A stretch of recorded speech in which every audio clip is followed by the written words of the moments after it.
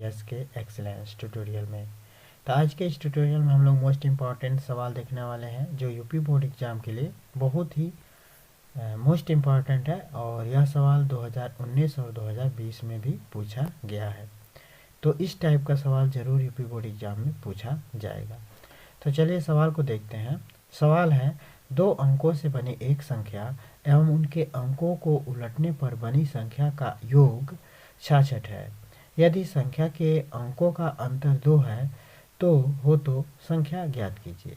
अब देखिए, कोई भी संख्या होगा 2 अंक का होगा तो उसमें इकाई और दहाई का अंक जरूर होगा। जैसे मान लीजिए 56 है तो इसमें जो है एक दहाई का अंक है और एक इकाई का अंक है, ठीक है।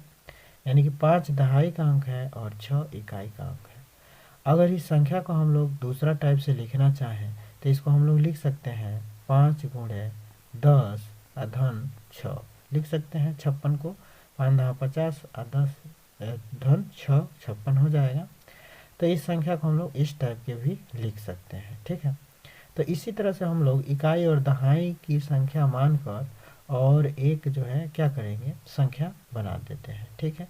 तो इसको पहले मिटा लेते हैं, ठीक है। तो ये मिट चुका है, देख सकते हैं आप लोग, ठीक है। अब हम लोग जो है इसको सवाल को हल करते हैं। तो यहाँ पे लिखेंगे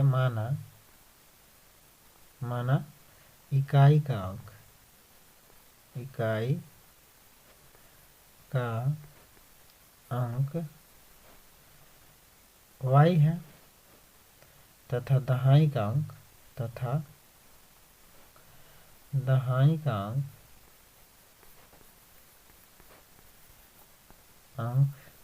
x है, ठीक है।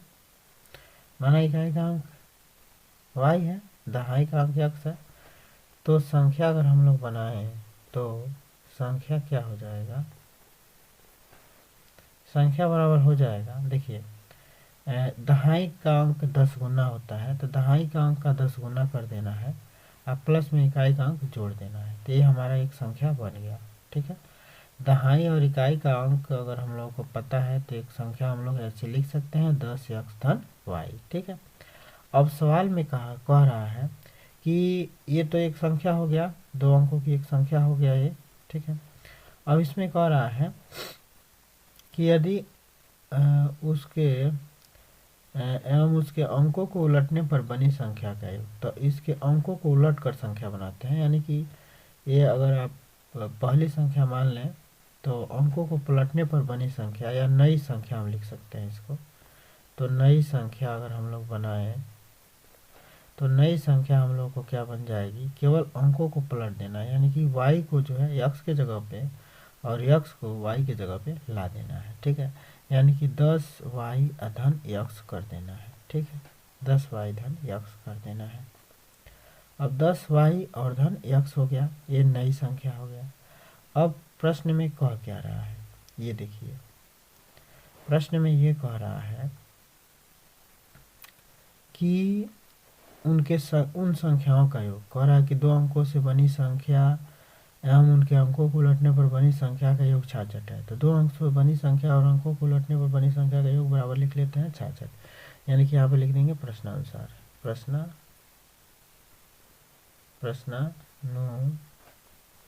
प्रश्नानुसार लिख सकते हैं हम लोग। प्रश्नानुसार क्या लिख सकते हैं, 10x धन y धन में 10y धन x, यानी कि ये जो पहली संख्या थी और ये पहली संख्या थी, एक दूसरी संख्या है, इनका योग कितना है, 66 है, ठीक है। अब इसको हल करेंगे तो देखिए 10x है और प्लस एक x यहाँ पे है, माने 10x यहाँ पे है, 1x यहाँ पे है, तो ये 11x हो जाएगा, ठीक है। धन में 1y यहाँ पे है, 10y यहाँ पे है, तो 11y हो जाएगा, बराबर लिख सकते हैं 66, ठीक है। यहाँ पे देखें तो 11 दोनों में है तो 11 कॉमन ले सकते हैं हम लोग। तो x धन y ब्रैकेट में हो जाएगा, बराबर हो जाएगा 66। 11 से हम लोग 66 को काट सकते हैं, 11 छके 66, ठीक है। तो यानी कि x धन y बराबर हो जाएगा, x धन y बराबर हो जाएगा 6, ठीक है। ये आपका समीकरण 1 बन गया। अब प्रश्न का दूसरा शर्त ये कह रहा है कि उनके अंकों को उलटने पर बने संख्या के साथ यदि संख्या के अंकों का अंतर, संख्या के अंक क्या है, x और y है, तो संख्या के अंकों का अंतर 2 है तो संख्या ज्ञात कीजिए। तो अंकों का अंतर, अब दूसरा समीकरण क्या बन जाएगा, अंकों का अंतर यानी कि x माइनस वाई बराबर क्या है, 2 है। अंकों का अंतर 2 है। प्रश्न के दूसरे शर्त के अनुसार यदि संख्या के अंकों का अंतर 2 है तो संख्या के अंकों का अंतर का मतलब ये अंतर 2 ले लेंगे, ठीक है। तो यानी कि x माइनस वाई बराबर क्या ले लेंगे, 2, ठीक है। तो x माइनस वाई ये समीकरण नंबर आपका 2 हो गया। अब देखिए इस समीकरण, इन दोनों समीकरणों को हल कर देना है, x और y का मान निकाल देना है। तो हम लोग विलोपन विधि से इसको हल कर देते हैं। तो यहाँ पे हम लोग लिखे हैं x धन वाई बराबर 6 और x माइनस वाई बराबर 2। तो विलोपन विधि से अगर इसको हल करें तो हम लोग क्या करते हैं, समीकरण 1 में से 2 को घटा देते हैं, डायरेक्ट करते हैं, समीकरण 1 में से 2 को घटा देते हैं, घटाएंगे नहीं, जोड़ देते हैं। समीकरण 1 और 2 को जोड़ देंगे तो आराम से जो है प्लस में y है माइनस में y है, ये खत्म हो जाएगा, x x 2x हो जाएगा। तो 2x बराबर हो जाएगा 6 2 8 यानी कि 8 हो जाएगा। तो x बराबर कितना हो जाएगा, 2 चौके 8 यानी कि 4 हो जाएगा। तो x की वैल्यू हो जाएगी 4। अब इसी तरह से y की वैल्यू निकालना है। तो y की वैल्यू कैसे निकालेंगे, x की वैल्यू तो 4 आ गई, तो y की वैल्यू निकालने के लिए इस मान को जो समीकरण 1 में भर दीजिए। तो इस मान को समीकरण 1 पे भरते हैं।